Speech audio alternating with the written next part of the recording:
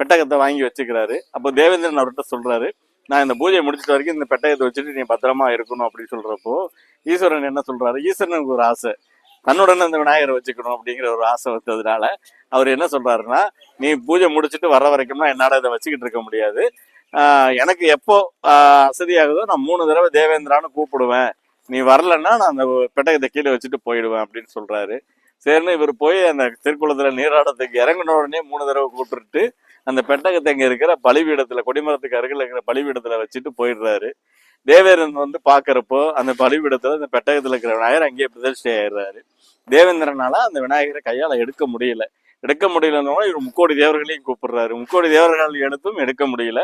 திரும்ப என்ன பண்றாரு, அசுரர்கள் பூதகணங்கள் அத்தனை பேரையும் உதவிக்கு கூப்பிட்டு எல்லாரையும் எடுக்க பாக்குறப்ப யாராலையுமே அதை எடுக்க முடியல. அப்போ இவர் அதே விநாயகரை வென்றப்போ விநாயகரை பிரதட்சணமாயி இந்த கோவிலே நான் வந்து அருள் பாலிக்கணும்னு எனக்கு ஒரு ஆசை, அதனால இங்கே நான் வந்து குடிகொண்டுட்டேன், அதனால இங்கே வச்சு நீ என்ன வழிபடணும் அப்படின்னு சொல்றப்போ தேவேந்திரன் என்ன சொல்றாருன்னா, தினமும் உங்களை வழிபட்டு அந்த பலன் அடையணும்னு எனக்கு ஒரு ஆசை.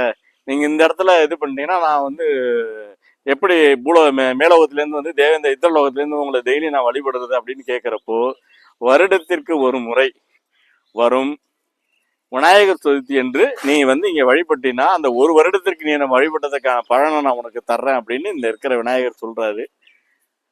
அப்படி ஒவ்வொரு வருடமும் இங்கு நடக்கக்கூடிய விநாயகர் சதுர்த்தி பெருவிழாவில் தேவேந்திரனை நேரில் வந்து பூஜை செய்வதாக ஒரு செய்தி உண்டு. அதனாலேயே பாவன பூஜைன்னு சொல்லுவாங்க. அதாவது இங்க இருக்கிற அர்ச்சகர் தேவேந்திரனாக மாறி தேவேந்திரன் பூஜை செய்வது போல் ஒரு பாவன பூஜை செய்து அன்னைக்கு பூஜை செய்வார். அதனால தேவேந்திரனும் வந்து வழிபட்ட தலம் இது. இங்க இருக்கிற விநாயகர் மிகவும் சக்தி வாய்ந்த விநாயகர், ஆதி விநாயகர், ரொம்ப பழங்காலக்கு முற்பட்ட விநாயகர், பார்க்கடலை கடந்து செய்த நுரையினால் செய்த விநாயகர். அதனால இந்த விநாயகர் பெருமானின் வழிபட்டு பலனடைவோம் என்று உங்க எல்லாரையும் கேட்டுக்கிறேன். கும்பகோணத்துலேருந்து பார்த்தீங்கன்னா சுவாமிமலை பக்கத்திலே இருக்குது இந்த கோவில்.